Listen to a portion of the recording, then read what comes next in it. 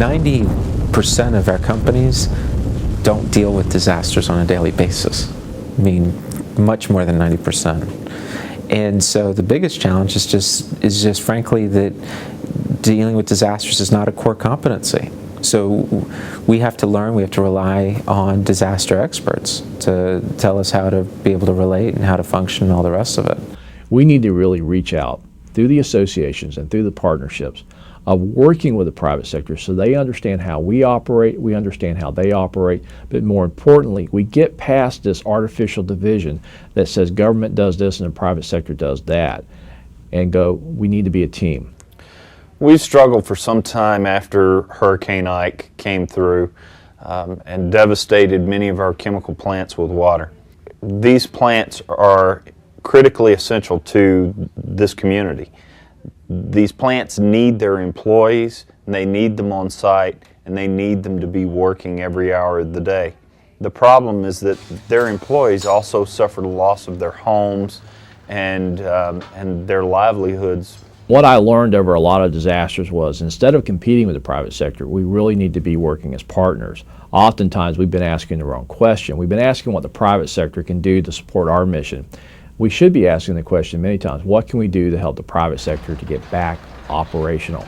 You know, for every grocery store, for every pharmacy, for every hardware store that opens up in a disaster area means there's fewer demands for the government to provide those resources. And since the private sector already has a much more efficient mechanism for providing those services, it only makes sense to work as partners. It is imperative that businesses understand the ramifications of what happens when you have no power for an extended period of time. It's that when your facilities are destroyed in some way or another, when you have no employees or your employees are suffering needs, how do you address that? The best way to do that is to be prepared ahead of time. Given the fact that so much of critical infrastructure is managed or controlled by the private sector, the most important thing business can do is really recognize the interdependence that exists in communities and be prepared to work not only cross-sector between public and private, but also across industry sectors. You look at the chambers from Beaumont, Texas, all the way to Mobile, Alabama, after Katrina, Rita, and Wilma. And we had, what, over 120,000 businesses disrupted in the Gulf Coast, just south of I-10, let alone the hundreds of thousands that were connected to all of that. So when you've got a chamber that's got 80% of its membership disrupted, you know they have a vested interest to try and be a part of the longer-term recovery.